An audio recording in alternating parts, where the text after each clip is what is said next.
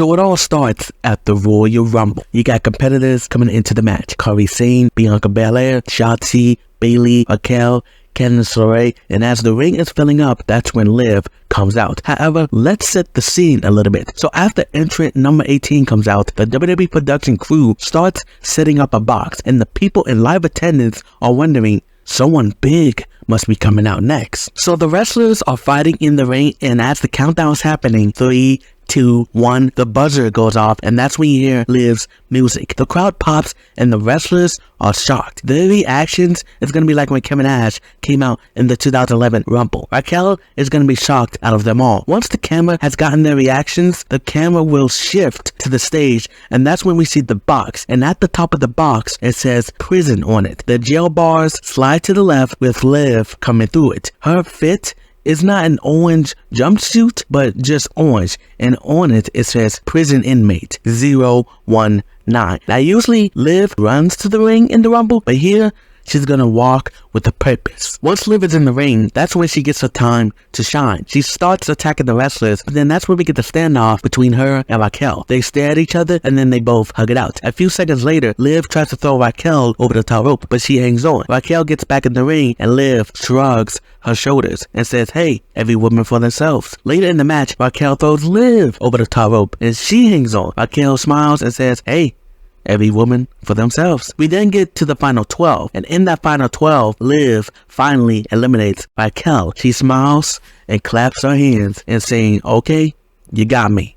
Welcome back. Skipping to the final 2, it comes down to Liv and Bayley, and it's a competitive one-on-one in the Royal Rumble match. Liv DDT eliminates Bayley over the top rope. Liv Morgan wins and is going to Wrestlemania 40. However, it doesn't just stop there, because after she wins and catches her breath, she goes to grab a mic and delivers a promo. The way she speaks is in a heavy, serious tone. She says, now that I won, there's no beating around the bush. There's no reason to wait till Monday, because I think it's obvious. The minute I showed up, people knew who I was going to choose as my opponent, Rhea Bloody Ripley. She took time off my career. Well, I'm gonna take her title at WrestleMania. She drops the mic, her music plays, points at the sign, and the fireworks go off. Then the match is over. Liv becomes the fastest person in WWE to choose their opponent after winning the Rumble. On Monday, Liv arrives in the building in her car. She heads to the ring and talks about what she's been up to since she's been gone. In her promo, she talks about rehab and day by day getting better at physical therapy. When she was there, the only thing that was on her mind was getting back at Rhea. That's when Rhea Ripley and Dominic Mysterio come out, and they do the whole Judgment Day meme on her. Liv gets agitated when they come out. Rhea in her promo says, congratulations for winning the Rumble, Liv. I guess you could say it's fate on how we are tied together. I won last year, you win this year, but things have changed. I've become a much more dangerous person since you were last here. Your chances of winning, your chances of beating me are at 0%. Dominic tries to speak. Liv cuts him off. I'm gonna stop you right there, dum-dum, before you bring up that certain situation. While you were in prison being everybody's bitch, I was making everyone my bitch. She turns her attention back to Rhea. Rhea, you will take me seriously. Rhea laughs and then leaves. I want to say that in real life, Liv was only in jail for 1 day, but WWE storyline wise, I'm gonna exaggerate on how long she was there for. That's why she came out at number 19, because she was in jail for 19 days. Backstage, Liv runs into Raquel telling her what happened, and she decides to leave the arena because she's angry. She then goes on to leave, but Raquel tries to tell her that she has a match, but Liv doesn't care. Throughout February, the story is Rhea is not taking Liv seriously, even with the whole prison change, while everybody else has mostly taken her seriously. At the Elimination Chamber, it's Rhea Ripley versus Becky Lynch, and Becky gets dominated by Rhea. On February 26th, the Raw after the Chamber, Liv and Raquel are backstage in Liv's locker room. She is pacing back and forth, very pissed off. Raquel is talking to her. I don't know what you're going to do. Did you see how Rhea handled Becky on Saturday? Boy, she really runs the women's division. I have to say, Liv, but I think you're in danger of not winning at WrestleMania. Liv starts pacing and gets in Raquel's face. I'm not in danger. I am the danger. How long have we known each other? About a year? maybe more, and you still see this little sweet innocent Barbie ever since I came back, kicking ass and taking names, doing new wrestling moves people have never seen me do before, proving myself to the fans who want to boo me and doubt me. Oh, Liv is not a Wrestlemania caliber opponent. Well, it looks like I have to change up my game even more. Now get the fuck out of my locker room unless you want another slap to the face. Later on Raw, Liv confronts Shayna and asks her for a match next week. Now Shayna was one of the other few people that didn't take Liv seriously since her return. Liv mocks Shayna that she beat her at Clash at the Castle, so she should see her as a threat. Shayna then agrees to the match, and next week on Raw, Liv beats Shayna with no shenanigans. She did use moves Matt Riddle trained her for. The next week after that, she beats Zoe Stark. The story of March is Rhea finally taking Liv seriously. However, on the first Raw back, Rhea has been taking her seriously, so her best strategy was to break Liv down, but because of that, it was slowly bringing back the return of Dark/Extreme Liv. Her having her Walter White moment was the official return of Dark Liv. So remember how Liv attacked Becky inside her gym? Well, Liv is going to start following and attacking Rhea wherever she goes, which will then have an effect on her relationship with Dom. On the March 18th edition of Raw, Rhea in a backstage promo when talking to Jackie Redmond says, Liv thinks she can get extreme. She thinks she is crazy. Well, I can get crazy too. So if she wants to get nuts,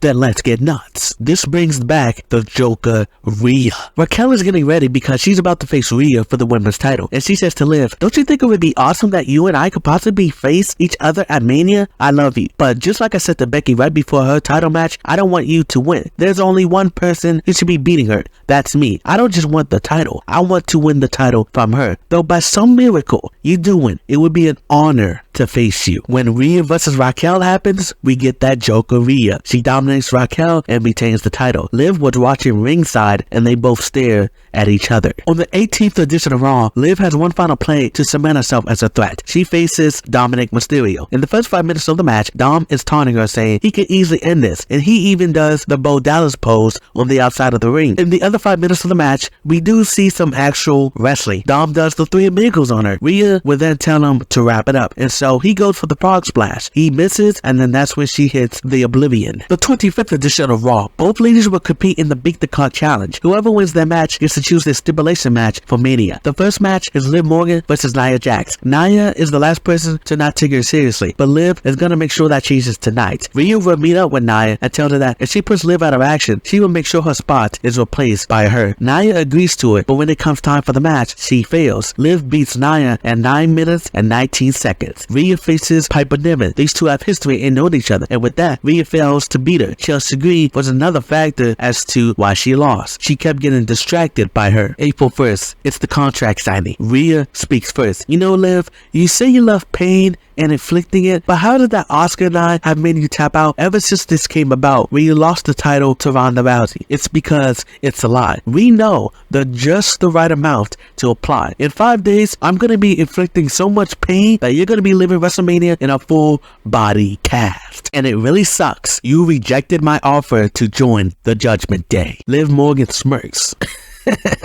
You're joking, right? You know, I was reliving our history a bit, and it came as a bit of a surprise to me. Without me, you would not be who you are today. Remember in that fatal 4-way match we had in 2022? There was a spot in the match where Alexa had you in the suplex position, I then kicked you in the face, and we both made you hit the ropes with your knees going into your face. It was then when you returned later on in that year in July, that's when people saw you as a threat. That is when people saw you as the leader of the Judgment Day. If you didn't get injured, let's be honest, you would have just been another name to Bianca's title reign. Heck, I think whenever you face Bianca again, you will be losing to her, and I'm gonna be the first person beyond the curtain to laugh at you when it does happen. After our match, you will realize you're nothing without me. By the way, R-Truth is a better leader than you. Liv signs the contract and then goes to jump onto Rhea. She beats up on Rhea and Dom pulls her out of the ring. It's safe to say those people who wanted those Liv for brutality gym workout videos, they won't be happening. Everything that we've been through can get categorized into stages: the rise, the climax, and the downfall. At WrestleMania, I'm taking you to hell. 3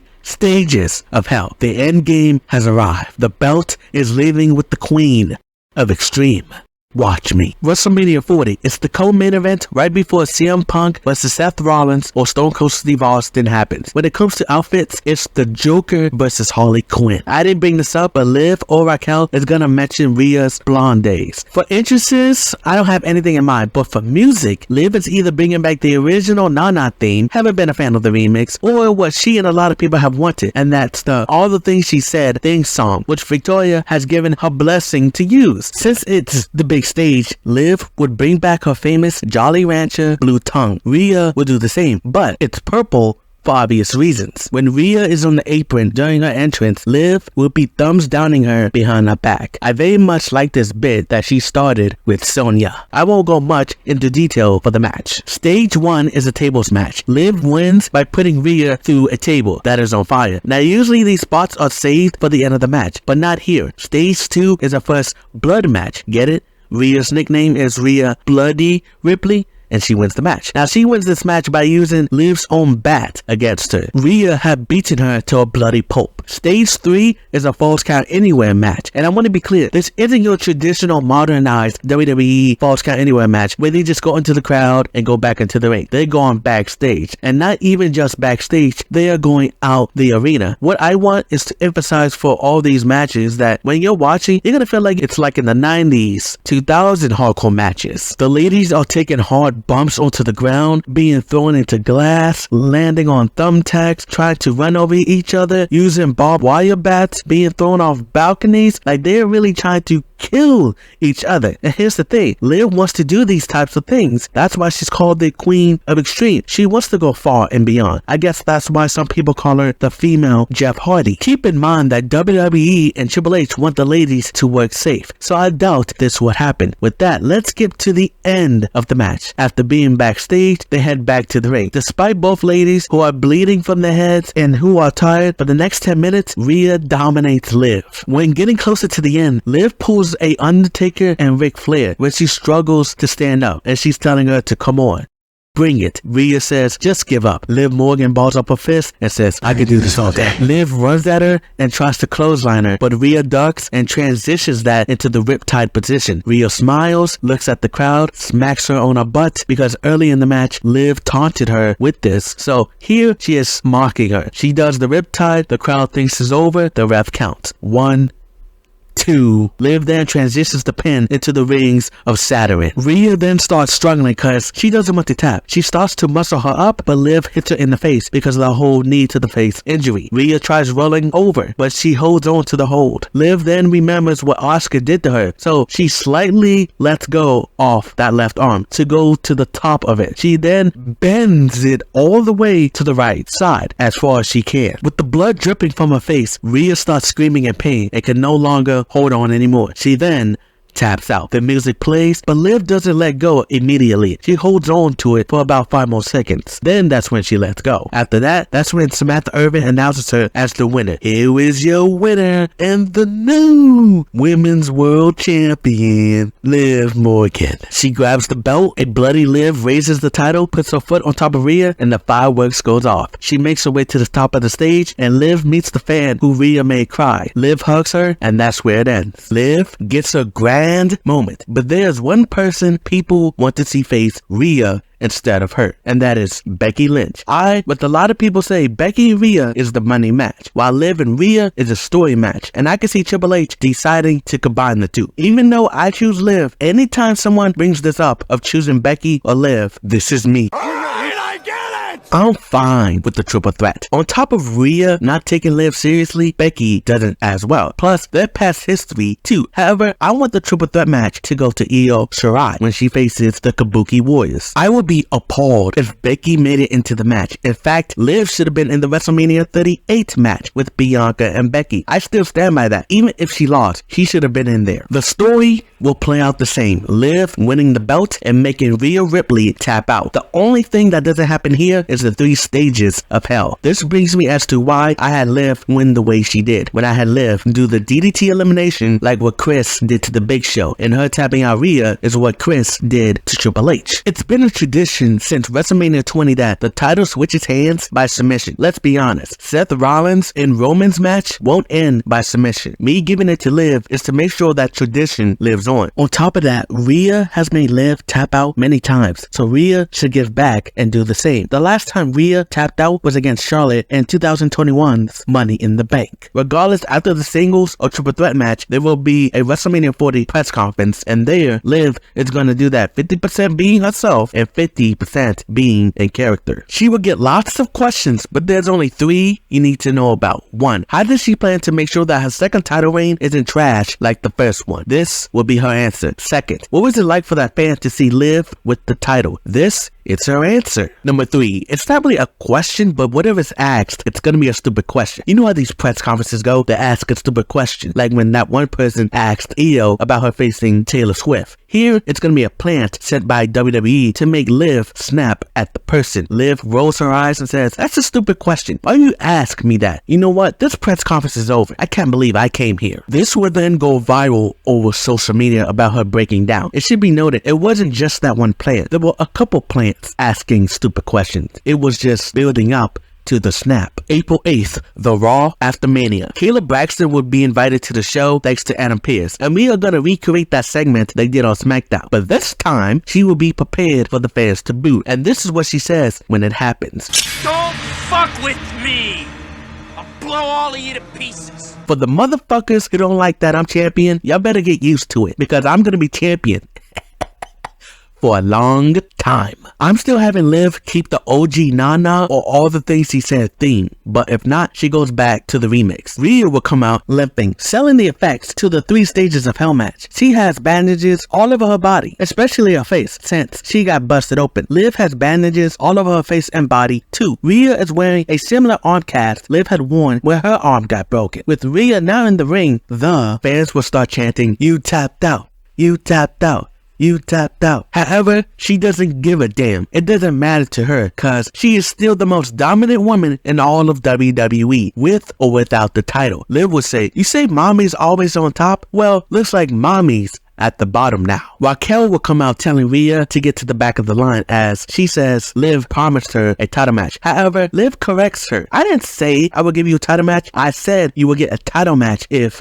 you earned it. Next time, listen, woman." Later on that night, Liv is facing Maxine Dupree, and after Liv wins, Raquel then turns heel on her. So throughout the build to WrestleMania, Liv has been treating Raquel like trash, but not intentionally, because she is still a nice person. It's just that her goal, her mission to take down Rhea, was ruining her relationship with Raquel. For a long time, she understood why Liv was acting the way she did, but earlier in the opening of the show, she didn't need to be rude. She accomplished her goal. Now, it was said by Raquel herself that she is sick and will be out, but even with that, she can return later on and be inserted into the storyline. It's not solely Liv that made Raquel turn heel. I would have Rhea and Becky, if it was a triple threat, to play a part of that as well. Liv will try to apologize, but it doesn't work. If you haven't noticed this by now, but ever since Liv Returns, she is a face with an edge or a tweener. I'm going with option B. At Backlash, it would be Raquel versus Liv versus Rhea, or Raquel versus Becky versus Liv versus Rhea. Either way, Liv retains the title. After this comes the WWE Draft. Now, I said in my DC video that Damage Control moves to Raw and Liv moves to SmackDown. If she stays on Raw, after Backlash, we'll move it into a Raquel versus Liv feud. If Liv goes to SmackDown, she'll be facing other wrestlers. Let's stick with she goes to SmackDown in the draft. Becky comes along with her, and at SummerSlam and Bash in Berlin, they face off against one another, and Liv beats her twice to get her revenge. Becky beat her twice, Liv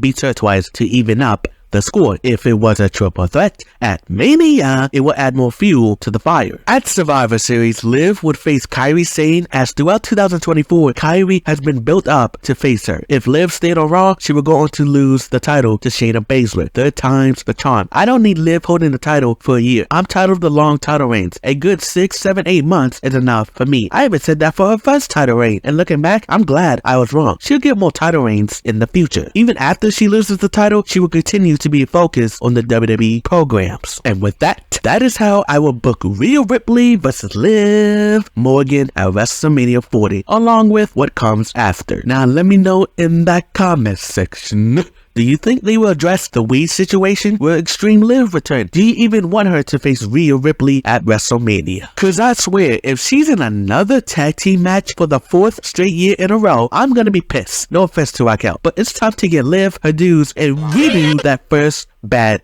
title reign. One final thing I want to say before I go, and that is Rhea and Liv always had this sexual chemistry when they were on screen together, and that would be shown throughout the build. I didn't really want to highlight that in this video. You'll be at the screen saying, just kiss or become a couple already. Every time these two wrestle, it's Liv being the submissive one to Rhea, with her sticking her tongue out. But this time, it's gonna be Rhea as the submissive one, and Liv sticking her tongue out. Imagine this photo right here, but with Rhea in the corner. Liv is on top of her, and she is posing for the picture where she's about to hit the 10 punches in the corner. That would be some nice imagery. Think about the merchandise sales if they were to lean into it. They would make so much money. Now with that being said, get your fingers up and say it with me. If Liv's acting is not great on how I would present her, then everything I said in this video becomes useless. But if her acting is great, Prison Liv is really gonna make her a threat to the women's division.